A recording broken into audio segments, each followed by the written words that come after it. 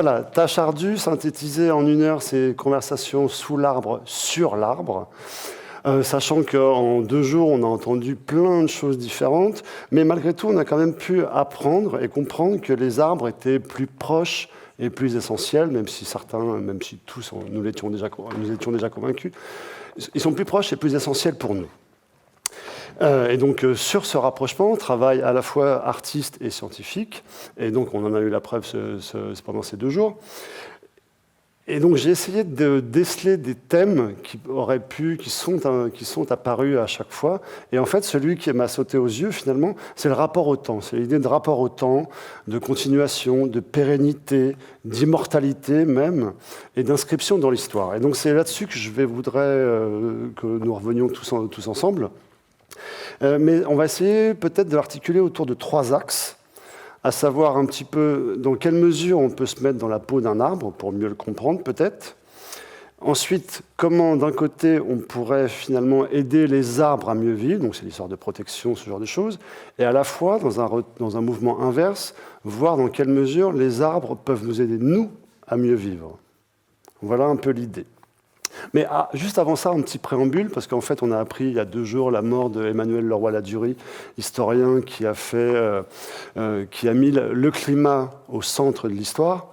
Et je voulais savoir si on pourrait faire, en changeant ce qu'il faut, la même chose avec les arbres. Est-ce qu'il y a des arbres qui ont fait l'histoire ? Alors l'histoire, moi comme ça, immédiatement, je dirais le chêne de Saint-Louis. Sinon, évidemment, si on prend la littérature, La Fontaine, hein, évidemment, entre le chêne et le roseau. Bon. Bon.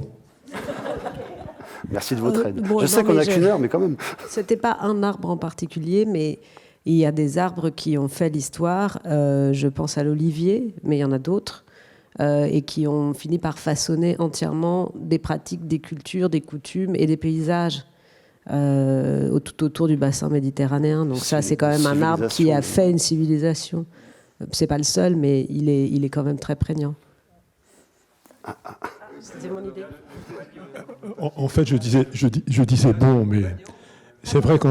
Si, c'était une boutade, mais il est vrai que l'olivier pour l'Europe du Sud...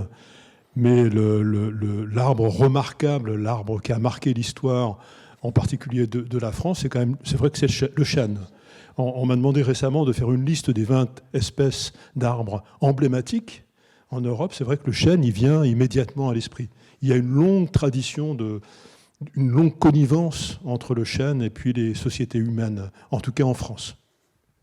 Je voulais juste, c'est un petit codicile, c'est en plus vu la situation actuelle en Israël. Donc l'olivier est un arbre symbolique, entre guillemets, qu'un certain nombre de textes israéliens traitent. Et palestinien, c'est le cyprès. Et il y a une terrible vidéo, très belle, très silencieuse, de Joseph Dadoun, qui vivait à l'époque en Israël et qui maintenant vit ici, où on voit arriver 2 énormes tractopelles, un à gauche, un à droite. Ils arrivent, ils se mettent à creuser.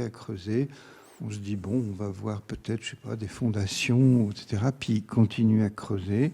Puis tout d'un coup, 2 grues arrivent. Il y a d'un côté l'olivier, de l'autre côté le cyprès. Et ces arbres sont descendus petit à petit par la grue, comme ça. On se dit, bon, ils plantent des arbres. En fait, c'est beaucoup plus dramatique que ça. Cet artiste fait qu'il plante l'olivier, il plante le cyprès, et après, les tractopelles les recouvrent, et il ne reste plus que le sol. Oui, donc moi, j'avais juste une petite question à poser plutôt, en fait. C'est, quand on dit ça, est-ce qu'on pense à l'essence ? Toutes les réponses, c'est des réponses d'essence. C'est-à-dire, en fait, c'est pas un arbre donné. Sauf le chêne de Saint-Louis, peut-être. Voilà, sauf le chêne, encore que. Mais sauf le chêne de Saint-Louis. Mais sinon, on pense à une essence. On dit, ouais, c'est le chêne. Mais c'est beaucoup d'arbres. Si on dit comme le chêne, c'est comme quels sont les humains, quels sont les hommes qui ont marqué l'histoire, ou les femmes qui ont marqué l'histoire. Eh bien, les humains.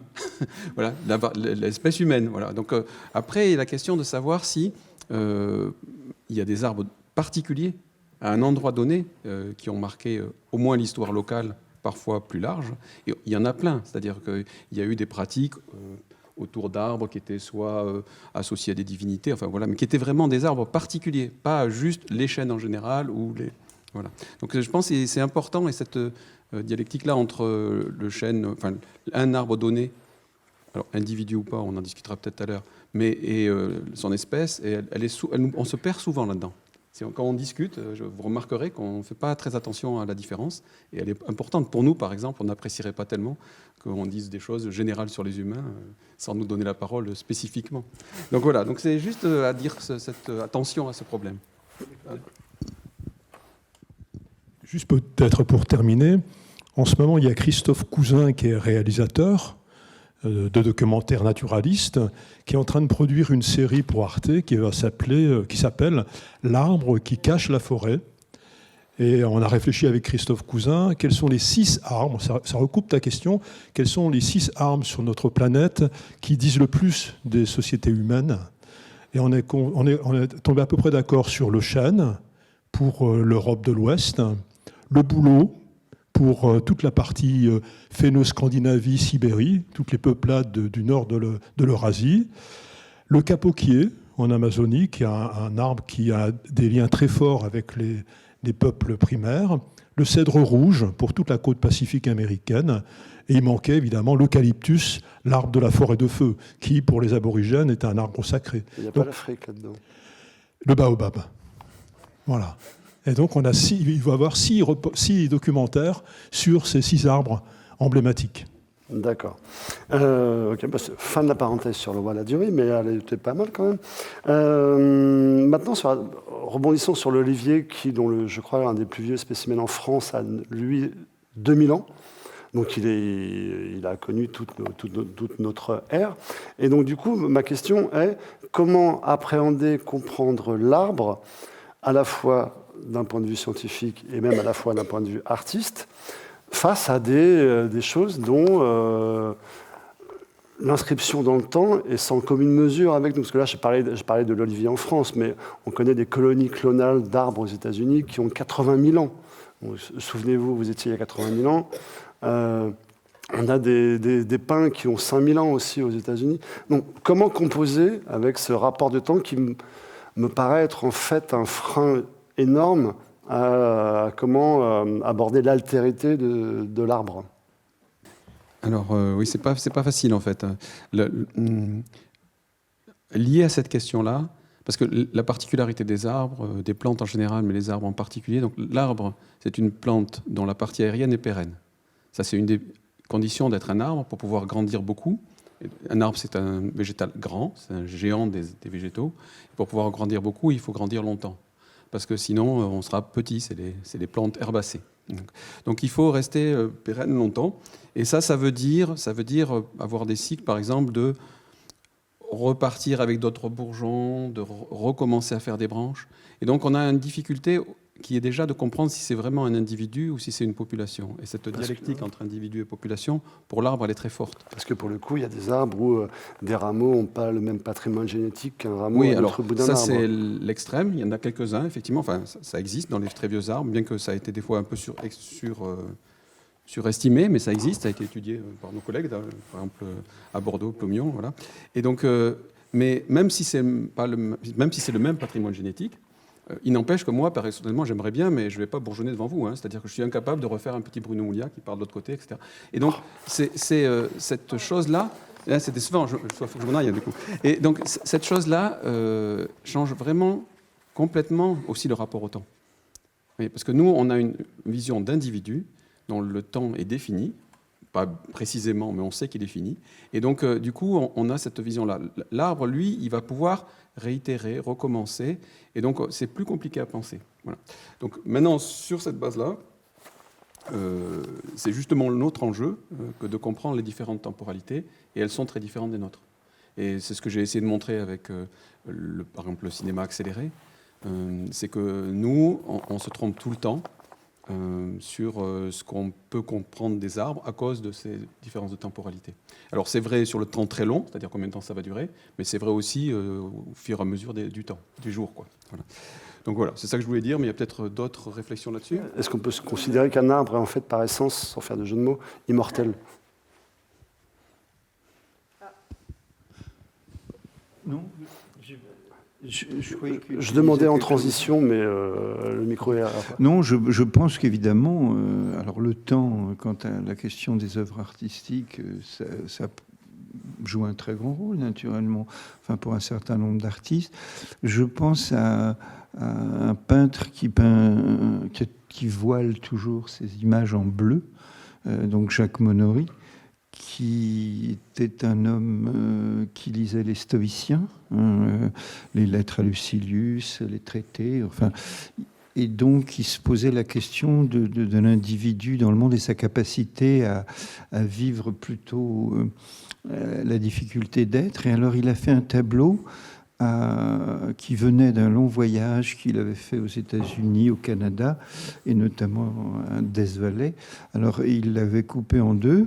Et il y avait ce fameux, vous sauriez peut-être mieux le dire que moi, mais tu en as parlé hier, de ce genre de choses. C'est-à-dire qu'il y a un lieu touristique, je ne sais où il y a le tronc coupé d'un séquoia, énorme, et donc il y a je ne sais pas combien d'années, et ils mettent à chaque cercle l'année, comme ça. Donc ça, c'est la partie basse, et en haut, il y a ce petit homme qui est lui, mais qui pourrait être n'importe qui, et il met les deux images l'une ensemble. Et plus personnellement, dans ce travail que j'ai fait, dont je vous ai parlé hier, dans la forêt d'arbres morts du désert de Mongolie intérieure chinoise, en fait, pour moi, c'était aussi un memento mori, quoi. Souviens-toi que tu vas mourir, puisque on est au milieu de ceux qui sont tombés, ceux qui vont tomber, et ceux qui sont plus ou moins en train de tomber, parce qu'ils sont encore vivants, donc ça prendra plus de temps. Alors, je pense que cet artiste chinois Liu Shangli, qui faisait ces tableaux, c'était une réponse, parce qu'évidemment, quand on parle de la mort, immédiatement, on pense à la réponse de l'art, qui est de retourner le gant, puisque quel que soit le projet d'un artiste, c'est diablement vivant, puisqu'il porte quelque chose en avant de lui, hein, et donc il va en faire une œuvre d'art. Donc cet artiste, il a travaillé 2 ans dans cette forêt d'arbres morts, et pour faire des tableaux dont il espérait qu'ils seraient une espèce des cœurs vivants, quoi. Oui, c'est là-dessus que je voulais réagir aussi par rapport à tout ce que tu as pu raconter hier, en disant que l'art était plus vivant que la nature, ce genre de choses.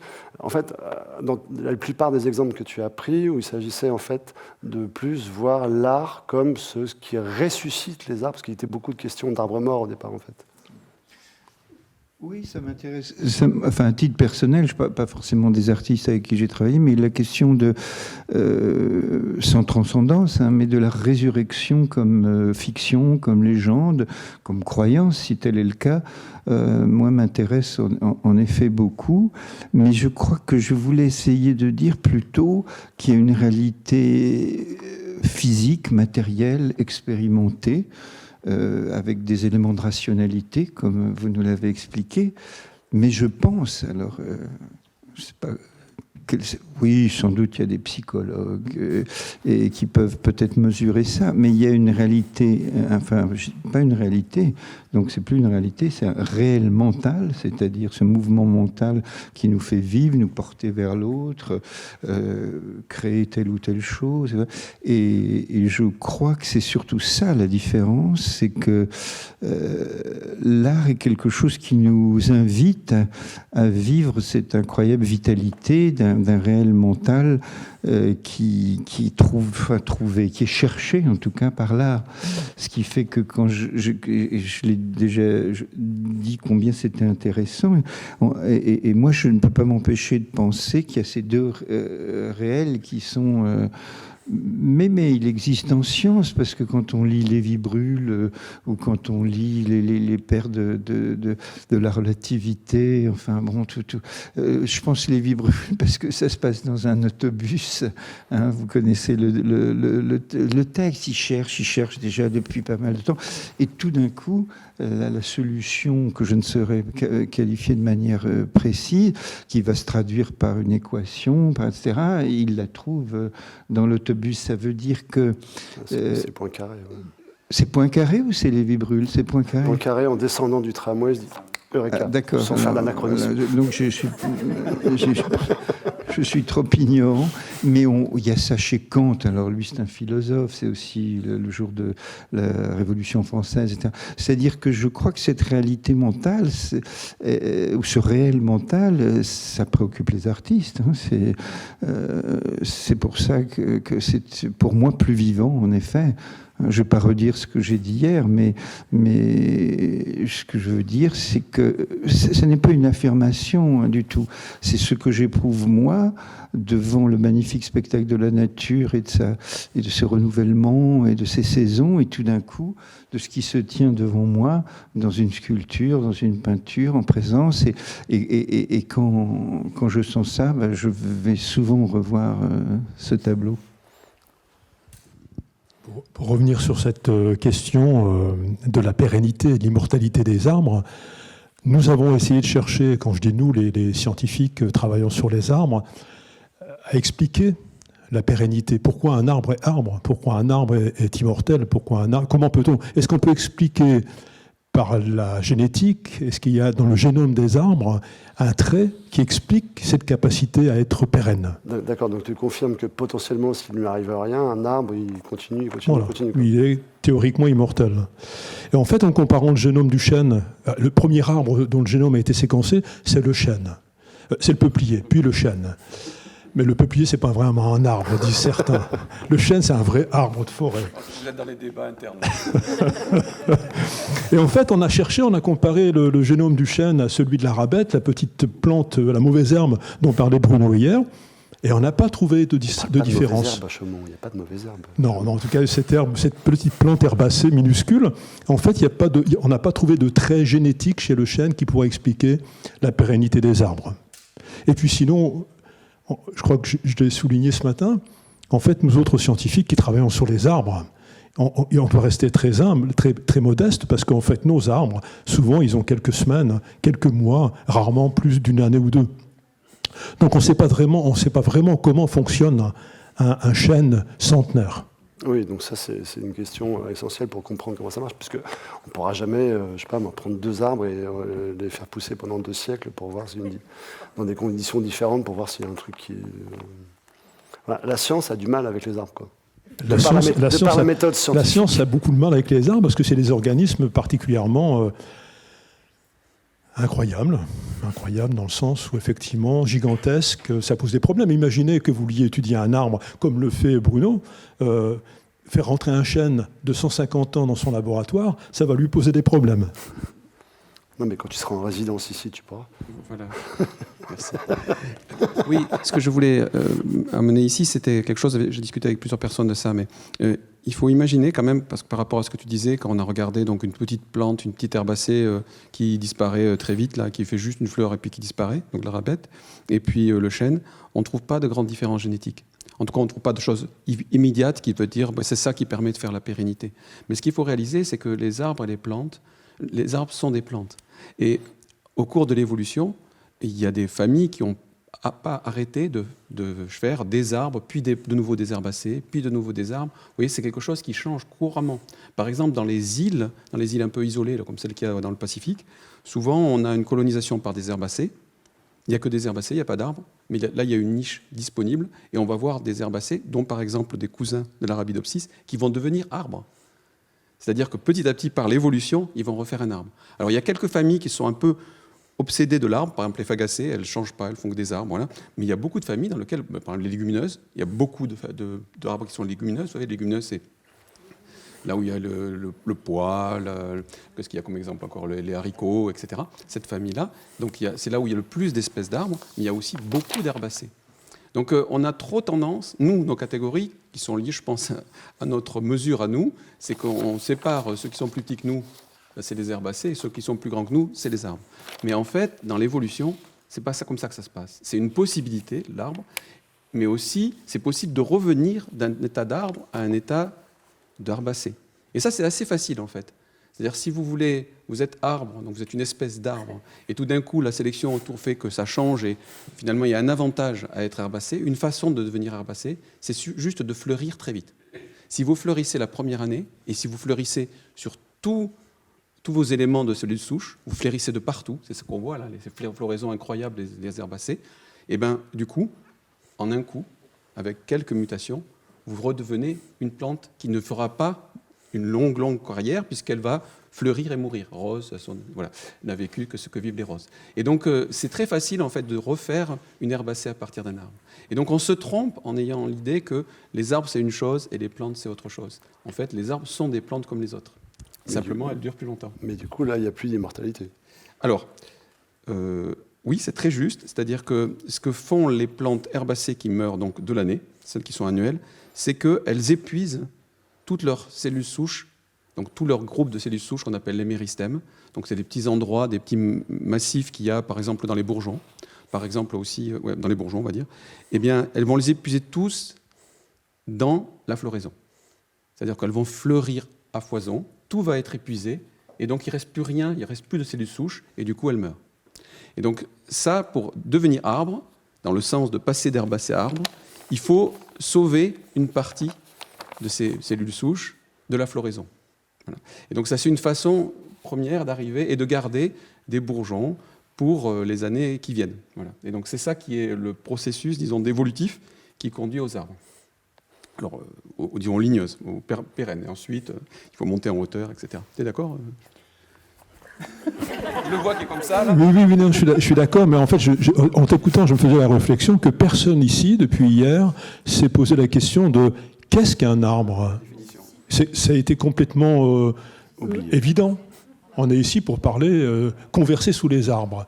Mais à aucun moment, on nous a posé la question de savoir, aux artistes aussi bien qu'aux scientifiques, qu'est-ce qu'un arbre ? Comment est-ce qu'on peut définir un arbre ? Donc, administrativement, il y a des définitions de l'arbre. C'est une plante qui a la capacité de faire du bois, de s'ériger, qui fait plus de 5 mètres. Si la plante fait moins de 5 mètres, selon la FAO, c'est plus un arbre. Donc il y a tout comme ça. En fait, définir un arbre, c'est très compliqué. Non, mais il y a aussi la croissance latérale. La croissance latérale. Les palmiers ne sont pas des arbres. C'est ça. Le palmier est une herbe, mais pas un arbre. Donc, mais on ne s'est pas posé la question, là, collectivement.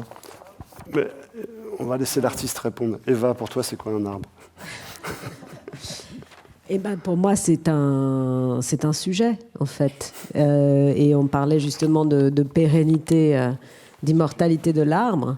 Et nous, on n'a pas la chance d'avoir cette immortalité. Et donc, on la remplace par des récits du monde et par une envie de raconter l'histoire du monde.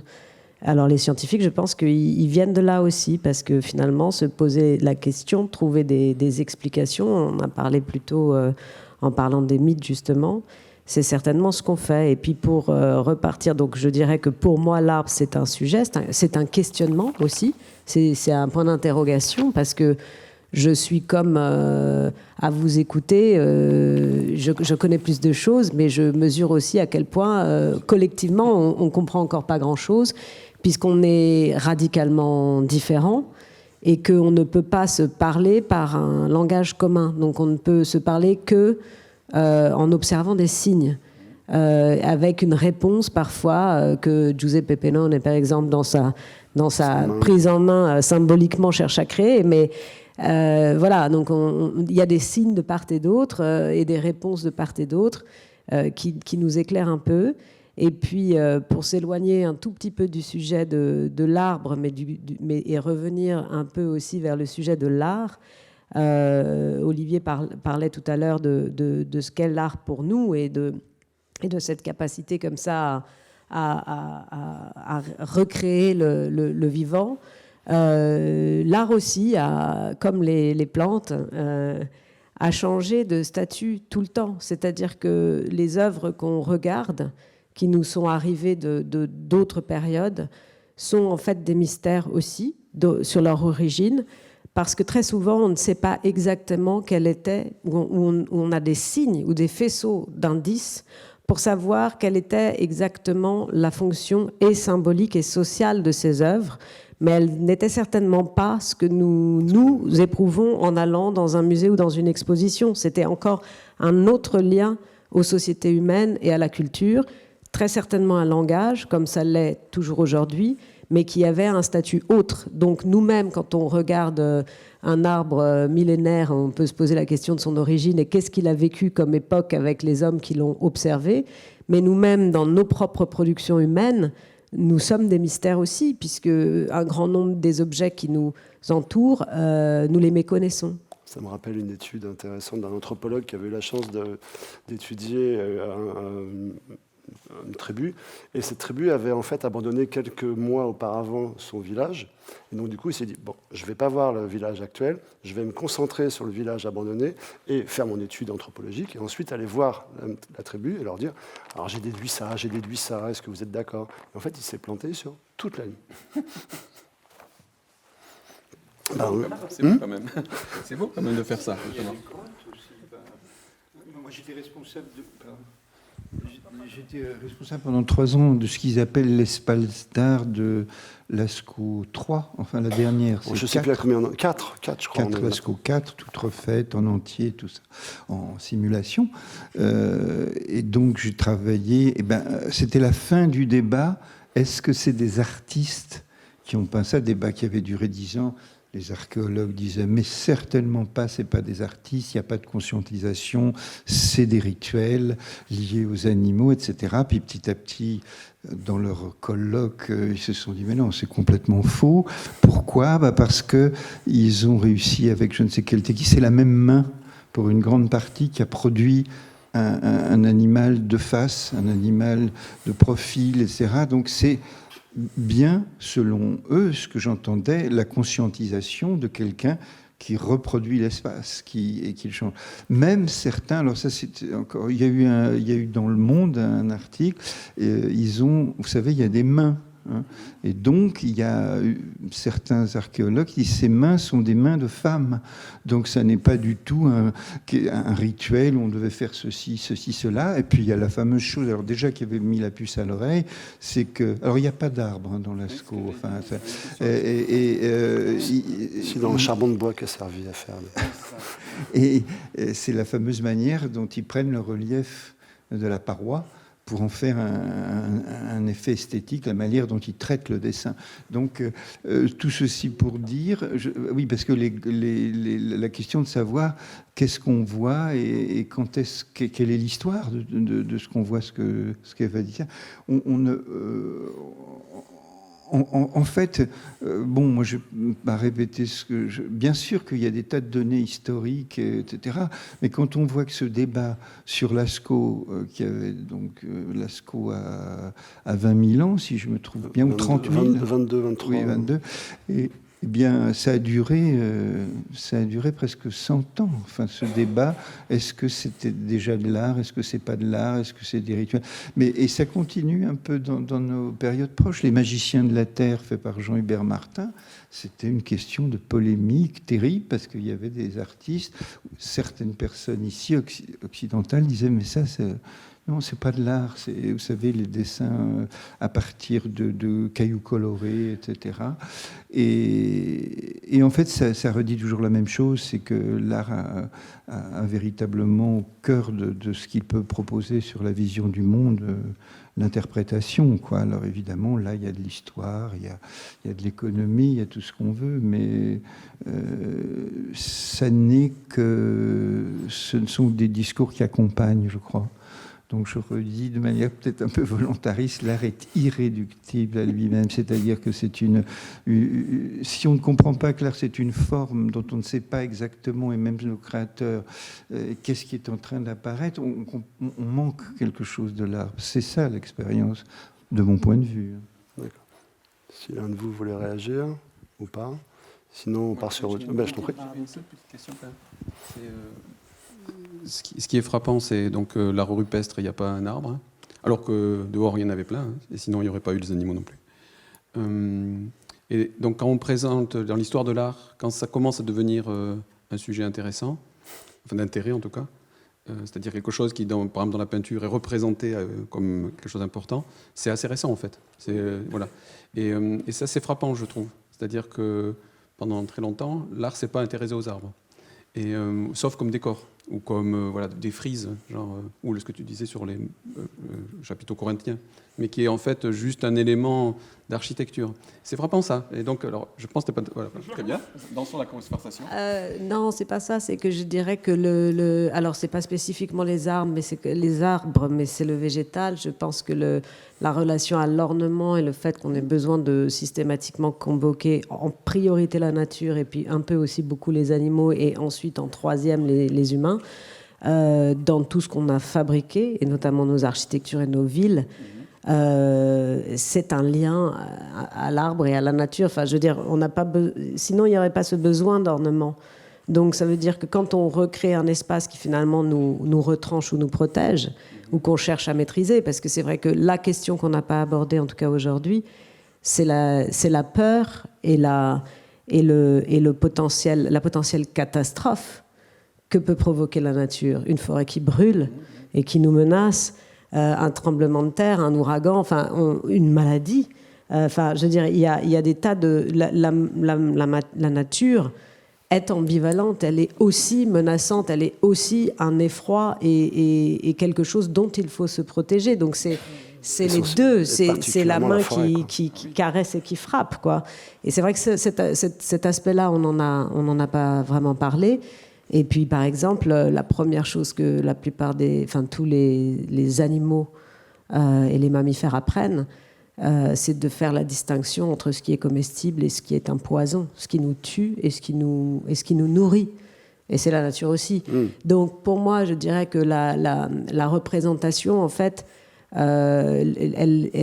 en tout cas le lien dans la fabrication du monde dans lequel on a voulu se protéger ou mieux maîtriser, le fait qu'on convoque systématiquement le végétal par l'ornementation, ce qui est presque le cas dans vraiment pratiquement toutes les cultures humaines, hein, parce que aussi on a des formes de représentation différentes, puisque évidemment il y a eu plus ou moins un lien avec l'imitation ou les proportions du corps, etc.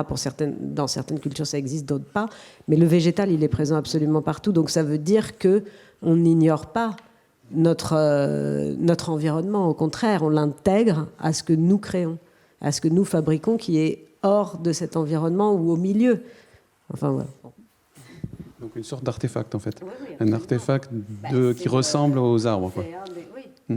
Parce qu'effectivement, par exemple, si on prend l'architecture gothique, on fait toujours une comparaison entre l'architecture gothique et une canopée, un arbre, les fûts, voilà, et ce lien de réseau. Donc il y a énormément d'analogies dans la façon dont on a construit le monde et ce qu'on a observé dans la nature, et notamment les arbres. Parce que pour le coup, la forêt était longtemps... Pardon, je t'en prie. Quand ça change, j'étais en train d'écouter, je réfléchissais. Alors, Jérôme Bosch commence à peindre des arbres qui ne sont pas du tout ornementaux.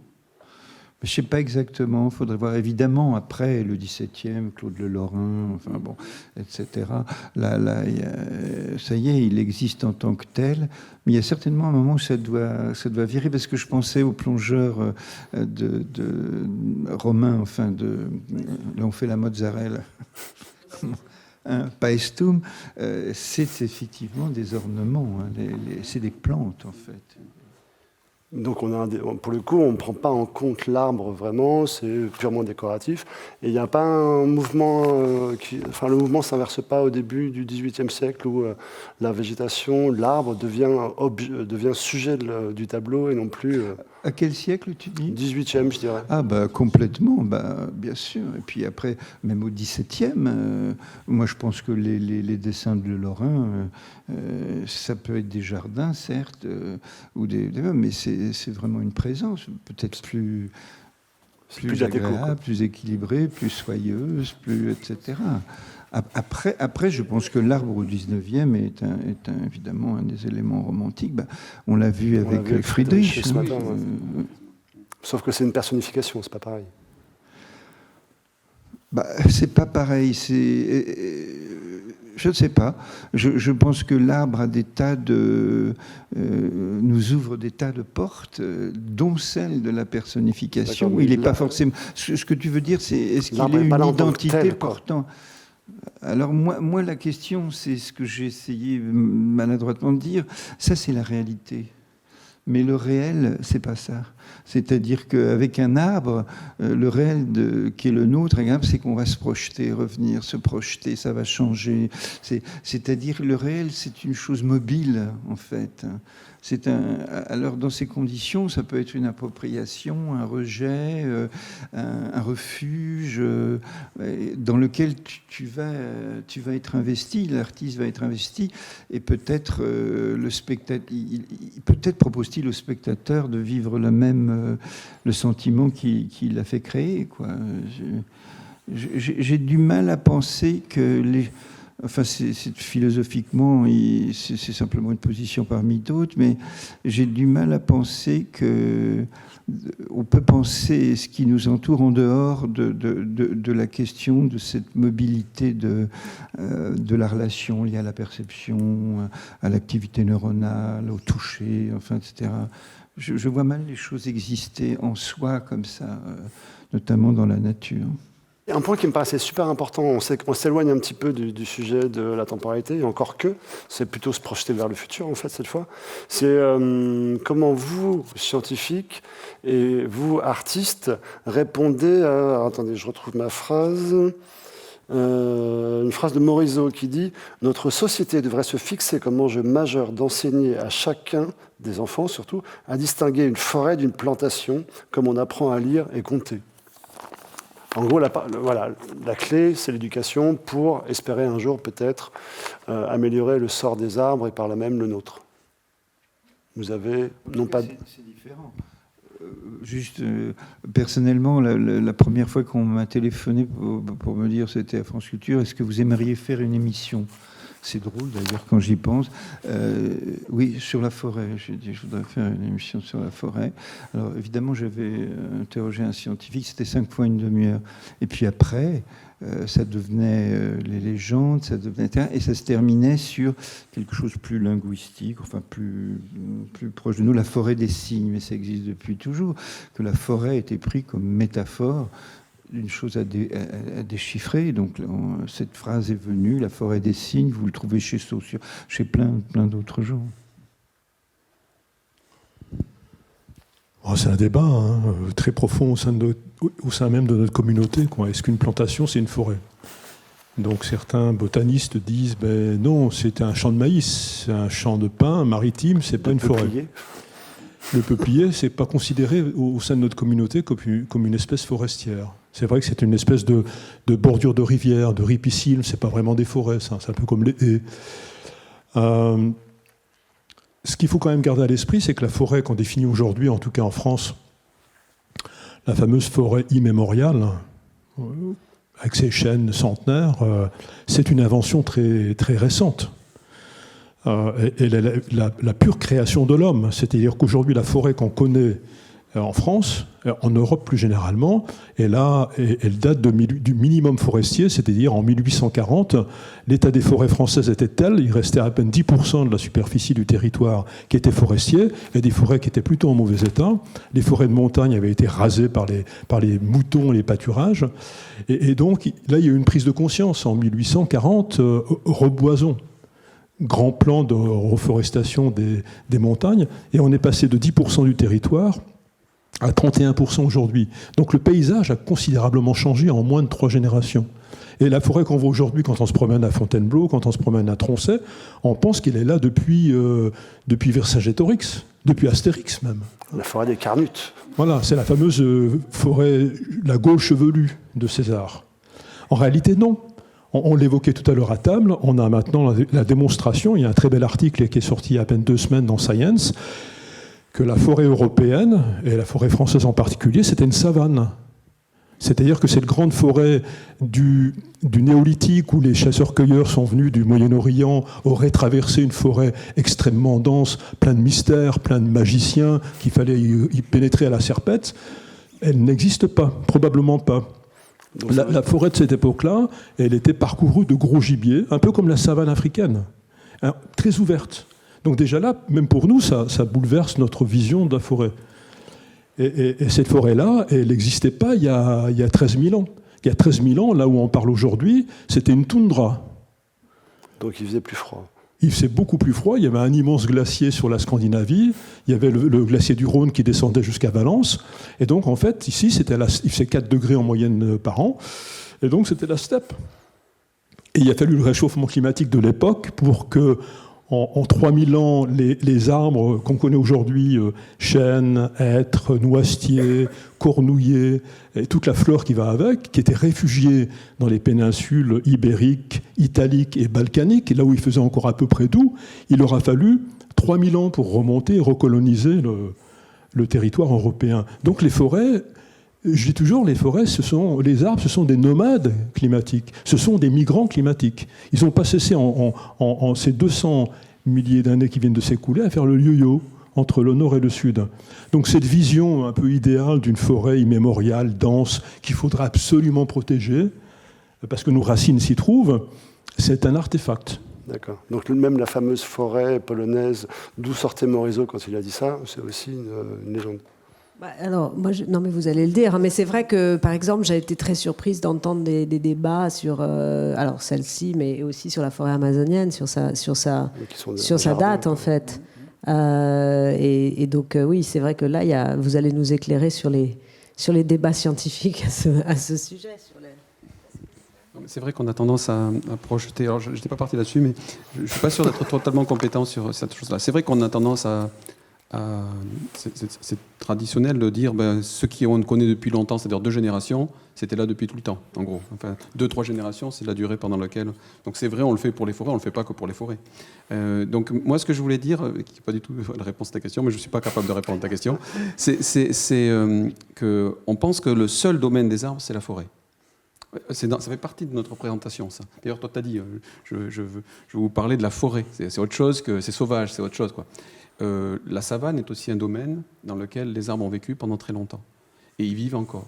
Et si on regarde la péninsule ibérique, qui est par exemple ce qu'on va avoir comme climat ici très bientôt, si vous regardez autour de Madrid, etc., c'est la DSA. C'est-à-dire une formation dans laquelle on a des arbres qui sont isolés les uns des autres, c'est-à-dire à distance, et dans lequel il y a aussi toute une végétation herbacée. Oui, c'est de la savane. Et ça ne fait pas partie de notre présentation. Pourtant, quand on s'intéresse à Lascaux, on devrait penser à la savane. Et on ne l'a pas. Et donc, je pense qu'il nous manque quelque chose dans notre imaginaire. C'est-à-dire, je ne sais pas pourquoi, on a occulté la savane. Et c'est pas mal, la savane aussi. J'aime beaucoup la forêt, mais pensez aussi à la savane. Messieurs, dames les artistes, emparez-vous de la savane. Voilà. Après, pour ta question, tu sais te répondre sur l'Amazonie, tout ça? Oui, en fait, probablement un espace très ouvert, mais avec quelques zones du territoire européen de forêts vraiment denses et primaires. Donc oui, probablement que cette forêt à la frontière biélorusse est une bonne représentation de ce que devaient être certains îlots de forêts primaires. D'accord. Et on sait qu'au-delà de cette forêt polonaise, biélorusse, il y a aussi en Laponie des forêts primaires. Donc il reste quand même quelques... Et évidemment, une bonne partie de la Sibérie reste quand même une forêt primaire. D'accord. Alors que l'Amazonie, on découvre de plus en plus que c'est un L'Amazonie est cultivée depuis 11 000 ans. Donc enfin aujourd'hui, maintenant qu'on sait comment regarder, beaucoup d'arbres ont été plantés, sélectionnés par les peuplades locales pour produire des fruits. Et on en a trouvé 10, puis on en a trouvé 100, et il y en a probablement 11 000 des cités très amérindiennes qui sont là en Amazonie. Donc la forêt amazonienne, c'est pas non plus une forêt primaire, sauvage. Tu disais que la forêt, finalement, gagne du terrain en France. Oui, la forêt française, on parlait avec qui des chemins noirs, de la grande diagonale du vide. En fait, le territoire métropolitain, la forêt s'y développe et la quantité de bois sur pied a quasiment doublé en 30 ans. Alors, ce n'est pas le résultat uniquement du réchauffement climatique. D'abord, les températures ont grimpé, ça favorise les plantes jusqu'à un certain point. La concentration en gaz carbonique dans l'atmosphère, l'effet de serre, ça stimule considérablement la fabrication du bois. Et puis, il ne faut pas oublier, il y a un facteur social très important, la déprise agricole. Les sociétés humaines, en particulier en France, ont abandonné les campagnes. Donc quand dans une vallée, les paysans se retirent et que les éleveurs, les pasteurs s'en vont, la forêt, elle reconquiert très rapidement le territoire. Donc c'est la résultante de ces différents facteurs. Mais la forêt française est en constant développement et la quantité de bois sur pied, qui se mesure très, très correctement, ne cesse d'augmenter. Sauf jusqu'à 2 ou 3 ans, où on voit un point d'inflexion, parce que là où maintenant les sécheresses printanières se multiplient. C'est le réchauffement climatique. Alors maintenant, le changement climatique commence à avoir un effet néfaste sur la surface forestière. 2018, 2019, 2020, 2022, 2023, des printemps très secs, des vagues de chaleur, et les arbres de nos régions n'aiment pas beaucoup, parce qu'on approche d'un climat ibérique et méditerranéen. Donc là, on commence à être, on ne va pas revenir à ce qu'on disait ce matin, mais un peu inquiet, parce que le taux de dépérissement, c'est-à-dire le nombre de forêts qui meurent, qui dépérissent, s'accélère. D'accord, mais du coup, j'ai 3 éléments qui convergent vers la même question, parce que donc, du coup, toutes les forêts dont tu parles là, c'est finalement des plantations anciennes, mais absolument. C'était le point de. Par ailleurs, départ. Ce matin, tu parlais de 2 forêts qui étaient de 2 hêtraies qui avaient l'air de s'en sortir un peu mieux. Et de ce que tu racontais, j'en avais déduit que leur gros avantage, c'était qu'on les avait laissés tranquilles. Et du coup, j'en arrive à mon 3e élément de question, c'est qu'est-ce que vous pensez du projet de Francis Allais de sanctifier une grande surface pour en faire une forêt primaire dans 500 ans? Et vous avez 10 secondes. Là, on voit bien que la forêt, il ne fallait pas mal lancer là-dessus. La forêt, elle est l'objet d'injonctions multiples et contradictoires que tu viens de résumer là. On veut tout lui faire à la forêt, on voudrait qu'elle satisfasse toutes les envies et tous les besoins de notre société.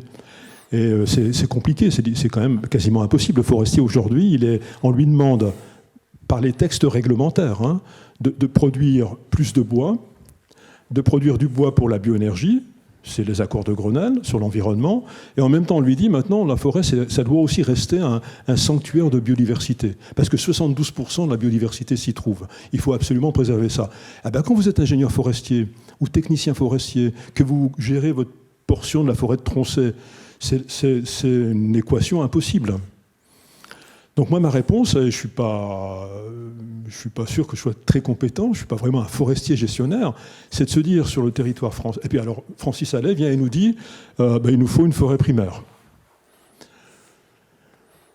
Dans 500 ans. Dans 500 ans. Dans 800 ans. Il faut la laisser la forêt comme ça. Vous allez dire aux communautés des Vosges du Nord ou des Ardennes, messieurs, dames, vous arrêtez de récolter le bois, vous sanctuarisez la forêt. Et ces maires de petites communes, 80% du budget s'effondre. Donc là, il faudra demander à Francis Allais comment il résout ce problème-là. Moi, je n'ai pas de solution. Mais tout ça pour dire que la forêt française, on peut l'imaginer comme une forêt mosaïque en un territoire suffisamment important pour avoir des forêts industrielles comme on en a en Gironde, dont la seule destinée est d'être transformée en pâte à papier. Pourquoi pas ? Et puis des territoires dans les Alpes, dans les Pyrénées, dans les Vosges, des vallées qui seraient sanctuarisées, où même les chasseurs seraient exclus, et ça, c'est pas gagné. Et puis, entre les deux, on peut avoir toute la gamme, quoi. Toute la gamme, ce qu'on a en fait un petit peu aujourd'hui, quoi. Des forêts comme Fontainebleau, comme Tronchet, comme Compiègne, qu'on entretient, mais qui sont des forêts plantées. Même si la régénération naturelle a pris le relais au départ, c'est quand même les troupes de Colbert qui ont planté ces chênes. Et tout le monde connaît la magnifique nouvelle de Giono, ce berger qui se promène sur la crête de la montagne de Lure et qui est un excellent symbole de ce que la société humaine peut faire, planter des arbres. Et il a eu la bonne idée de planter des arbres d'espèces différentes. Il prend bien soin de mettre des chênes, des frênes, des... Oui, c'est aussi une clé, ça, c'est la multispécificité. Donc ma vision de la forêt, elle est assez proche de ça. Bon, c'est pas pour parler de moi, mais c'est vrai qu'il y a un artiste qui s'appelle Fabrice Hibert qui ne plante pas d'arbres, il sème la forêt. Oui, c'est pas pareil. Donc c'est pas tout à fait pareil, mais lui aussi, il fait ça en Vendée, voilà. Et lui, il sème la forêt. Donc les artistes ont aussi comme ça cette il y a des gestes qui vont au-delà de la sculpture ou de l'œuvre Donc voilà, c'était pour raconter cette histoire. Donc je vous invite à regarder ce travail. Mais c'est aussi ce que fait Salgado en Amazonie, et c'est aussi ce que tu vas faire avec ton jardin. Et je vais peut-être pas la semer, hein, on va voir. Pour revenir à la question là, par rapport à Francis Allais, là, moi je pense que l'idée probablement c'est d'ouvrir la gamme jusque-là, c'est-à-dire de dire on pourrait accepter aussi de faire un endroit, mais alors après il faut trouver les raisons, l'endroit socialement où c'est possible, etc. Je crois que c'est pas fait encore. Voilà. Mais l'idée c'était d'ouvrir la gamme jusqu'à quelque chose où on n'irait pas du tout. Voilà. Donc la forêt primaire. Mais ceci étant, donc ce que je peux comprendre, mais ceci étant, par contre, moi je partage tout à fait ce que disait Francis, c'est-à-dire que l'enjeu c'est quand même beaucoup, c'est pas juste une forêt primaire là-bas dans un coin et puis tout le reste on oublie. L'enjeu c'est tout le reste. D'abord. Alors, on ouvre la gamme si on veut, pourquoi pas, ça a un côté symbolique, on peut aller jusqu'à dire, nous, humains, on autorise un endroit où on n'ira pas, voilà, pendant 1000 ans ou 2000 ans, il faudra peut-être plus que ça. Hein. Mais par ailleurs, l'enjeu central, c'est tous les endroits où on va, et où il y a des arbres aussi. Et donc, la façon de vivre avec les arbres, la façon dont on les gère, dont on les traite, est beaucoup, à mon avis, un enjeu plus fort que juste cet enjeu symbolique d'ouvrir la gamme. Et là, tout ce que disait Francis est très important, c'est-à-dire on a des gammes d'usage qui sont importantes, même dans une vision de transition écologique. Hein, la production de bois, c'est important. Voilà. Et donc il faut arriver à gérer ça de manière fine, parce que très diversifiée, très nuancée. On ne peut pas faire comme ça un espèce de truc qui serait partout pareil. Donc il y aura une sorte de surface où il y aura une sorte de gradient de concentration, d'exploitabilité, avec un cœur qui ne touche pas, et plus on se rapproche de la périphérie, plus on peut y mener les activités humaines, quoi. Ouais, je sais pas si, je te donne la parole après, mais je ne sais pas si on a vraiment trouvé encore des solutions comme ça sur l'agencement spatial. Ce que tu dis, c'est comment on le gère et comment on l'agence. Oui, mais je ne sais pas trop en fait. Mais effectivement, c'est une question intéressante, d'ailleurs qui pourrait être citoyenne aussi, de réfléchir à ça. Mais oui, tout à fait. Je pense que le fait d'avoir une diversité est très important dans l'histoire. Ouais, juste, je ne veux pas qu'on se méprenne. Hein. Je trouve que la proposition de Francis Allais il faut la faire, cette proposition-là. Il sait que c'est utopique, mais il faut l'avoir, cette utopie, parce que c'est le seul moyen de convaincre les politiques, en particulier. Et là, on voit bien que le discours de Francis Allais, comme c'est quelque chose d'emblématique, c'est quelque chose d'extrêmement ambitieux. Hein, Francis Allais Allais aussi est emblématique. Il est écouté. Il est écouté. Les ministres du Luxembourg, de Belgique, de France se rassemblent et disent « Ah oui, monsieur Allais, c'est une excellente idée ». Et donc, je pense que c'est aussi un moyen de faire passer vers le grand public cette vision. Il faut protéger les forêts. Mais voilà, il ne faut pas se faire d'illusions. La forêt primaire, elle ne sera jamais primaire, puisqu'elles ont été complètement détruites. Et ça va être quand même assez compliqué aujourd'hui, dans un pays où on refuse l'ours et le loup, d'imaginer un territoire dans les Ardennes ou dans les Vosges où on réintroduit le bison, l'ours, les loups, les lynx. Ça va être compliqué, mais encore une fois, Francis, à mon avis, il ne se fait pas d'illusions. Il ne se trompe pas, mais c'est une utopie, et projetons-la, cette utopie. Mais du coup, est-ce que ça ne relève pas du geste artistique ? Qu'est-ce que vous en pensez ? En un mot, tu as ouvert, c'est-à-dire qu'on n'a parlé que des artistes de la représentation, enfin ce que tu as dit ce matin, ce que moi j'ai essayé de dire hier sur la question de la projection, de la structure, etc. Mais c'est vrai qu'il y a des artistes qui sont peut-être plus proches de l'arbre, de la terre. Alors, il y a l'élan d'artistes, mais il y a des artistes qui ont, par exemple, vous avez parlé d'Éric Samac. Éric Samac, alors c'est pas tout à fait l'arbre, là, parce que finalement, il est très proche de l'animalité, hein, Éric Samac. Mais il se sert du numérique, etc. Mais à un moment, il voulait plus servir du numérique. Il m'avait parlé de son projet, ça n'a pas marché. Il voulait planter un certain type de végétation, des fleurs, etc., qui attirerait un certain type d'oiseaux. C'était en dessous de Serres, dans les Alpes de Haute-Provence, oui, ou les Hautes-Alpes. Et il a essayé pendant 1 ou 2 ans, donc il plantait, et les botanistes lui disaient oui, ça attire tel type d'oiseaux, etc. Et son œuvre d'art aurait été ça, les oiseaux qu'il aurait amenés. Mais donc c'était une hypothèse, et ça n'a pas fonctionné. Donc ça n'a pas fonctionné. Mais il y a des artistes qui ont évidemment qui ont fait ça en plongeant les mains dans les arbres, la terre, les plantes, etc. Quoi. À Digne aussi, je ne sais plus comment il s'appelle, il y a un Belge à Digne. Alors lui, il est parti d'un herbier, et après, avec la mairie de Digne de l'époque, ils ont imaginé des plantations. Eva, ton avis? Non, puis il y a des échecs heureusement imaginaires, mais il y a le jardin de Bouvard-et-Pécuchet, ça s'est pas très bien passé, donc faut quand même faire attention. Moi, ce matin, quand tu as parlé de le japonais Kudo, par exemple, il faisait pourrir des champignons. Des choses comme ça, ça détruisait les éléments de civilisation sous des formes modélisées qu'ils mettaient sous ces boîtes, quoi. L'humidité, enfin bon, etc. Je ne suis pas sûr qu'Eva, copain, Jospin, pardon, soit ravi que des champignons et des pourritures viennent coloniser les cartons.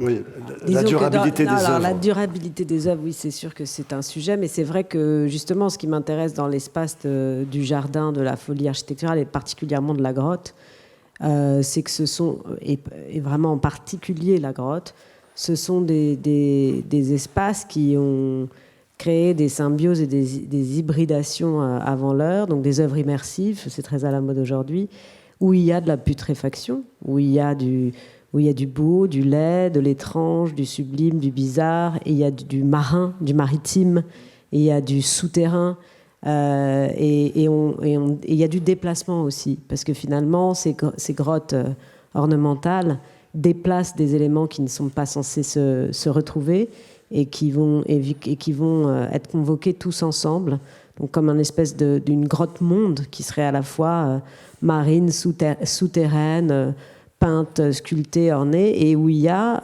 une part aussi liée à l'eau stagnante, au pourrissement, à la dégradation. Et ça, c'est pour ça que ce sont, je trouve, des objets humains très fascinants, même si on s'éloigne un tout petit peu de la forêt. Et sur la question de la pérennité, on en a un petit peu parlé, et on en parle depuis.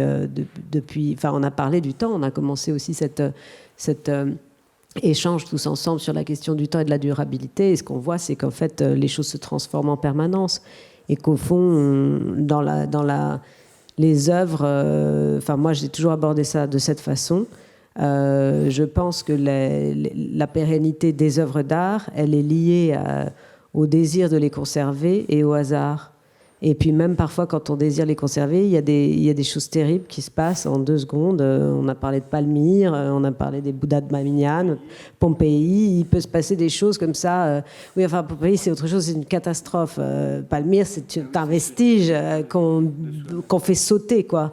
Donc ça traverse tout ce temps-là, et en quelques secondes, on met de la dynamite, et puis c'est fichu. Donc les guerres peuvent aussi être des moments qui détruisent aussi. Il y a eu la tradition du butin, les œuvres ont été volées, déplacées. Enfin, donc la pérennité des œuvres, elle est très complexe, parce qu'elle est liée, je pense, vraiment à une volonté de conserver, et également au hasard. Et puis après, je dis ça parfois parce que ça m'amuse, je me dis, mais si la solidité des matériaux était la meilleure façon de conserver les œuvres, on aurait des sculptures en acier sur des ronds-points pendant 5000 ans. Je ne sais pas si c'est une bonne idée. Donc peut-être que c'est pas si mal qu'à la fois il y ait une forme de réemploi de temps en temps des matériaux pérennes. Voilà. En fait, ta folie à l'extérieur me fait penser à un temple dans le corps, et donc je l'imagine dans quelques milliers d'années comme le Tafrom qui est là-bas, où l'arbre a gagné finalement, quoi. Toujours pas de questions? On parle de forêt. C'est quoi une forêt? Quelle est sa taille, un minimum de la forêt? Parce qu'on utilise beaucoup ce terme-là pour dire qu'on végétalise la ville. Donc, quelle est la taille d'une forêt minimum?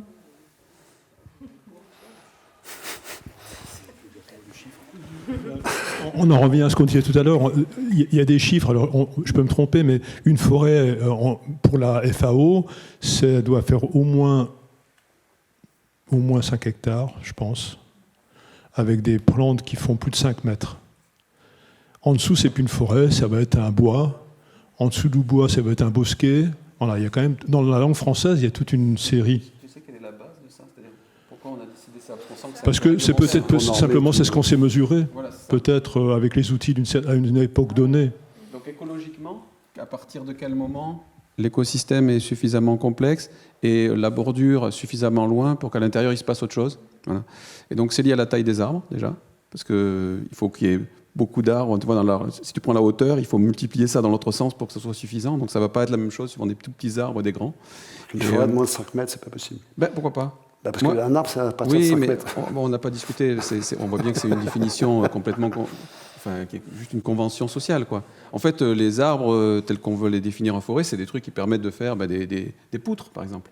Mais c'est l'usage humain qui va définir ce que c'est que l'arbre. Ou, comme je le disais, souvent on dit, oui, c'est le truc qui est plus grand que moi, quoi.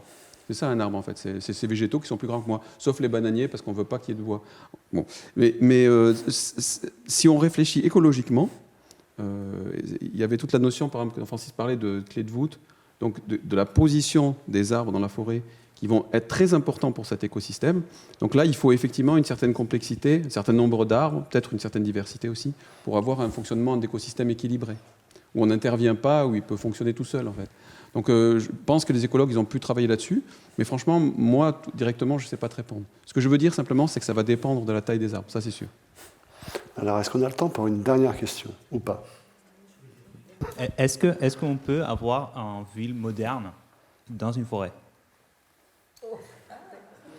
Heureusement que la réponse va être rapide. C'est certainement pas facile, mais en Scandinavie, il y a pas mal de villes, dans le nord de la Scandinavie, en Norvège, en Suède, en Finlande, où la ville est bien intégrée dans cette forêt relativement simple qu'est la forêt boréale, où finalement le maillage d'arbres est très proche du maillage de rues et de forêts. Mais une ville moderne comme Paris, au sein d'une chaînée, ça me semble très difficile. Mais quelqu'un parlait que vous avez dit que la nature c'était aussi une histoire de rapport de force, que c'était pas bisounours, je ne sais plus quelqu'un. Mais au Brésil, Manaus, quand j'étais jeune là-bas, elle était complètement abandonnée, enfin pas complètement, mais elle était en très grosse difficulté. L'opéra, qui était le modèle de l'opéra en plus petit, était bouffé par la jungle, les lianes, etc. Et généralement, cette histoire qui n'est pas forcément une histoire d'amour, parfois la forêt, c'est qu'elle bouffe, elle revient dans la ville et elle la détruit parfois. Hein. Si, j'en connais une de ville moderne qui est au cœur de la forêt, c'est Tchernobyl. Mais l'homme a été exclu et la forêt recolonise. Eh ben, on va conclure sur cette note positive. Non, ce que je voulais dire justement pour rester sur autre chose que ça, c'était... par contre, quand on regarde les villes au travers du monde, on peut voir que la présence des arbres est très variable. Nous, par exemple, nos villes méditerranéennes n'ont quasiment pas d'arbres. On fait de l'ombre avec la hauteur des bâtiments.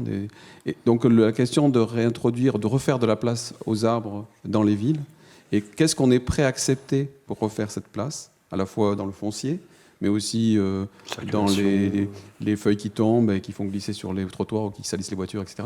Donc toute cette question de vivre avec les arbres dans la ville pour leur redonner une place suffisante pour qu'elles aient un impact sur la ville, donc suffisamment d'ombre, suffisamment grande, des arbres suffisamment grands avec suffisamment de feuillage, tout ça c'est vraiment une question qui nous est posée actuellement. Et dans la pensée de la ville durable, ou en tout cas d'une ville qui durera un peu plus longtemps, c'est vraiment quelque chose, une interrogation très très forte. Et ça ne demande pas de recoloniser la forêt, de devenir des gens, des hobbits qui vont aller vivre dans la forêt, là, mais de vraiment repenser la place de l'arbre. Et ça, je vous invite à y réfléchir vous-même dans vos pratiques quotidiennes, sur quelle place vous donnez aux arbres autour de vous, et c'est intéressant, je pense.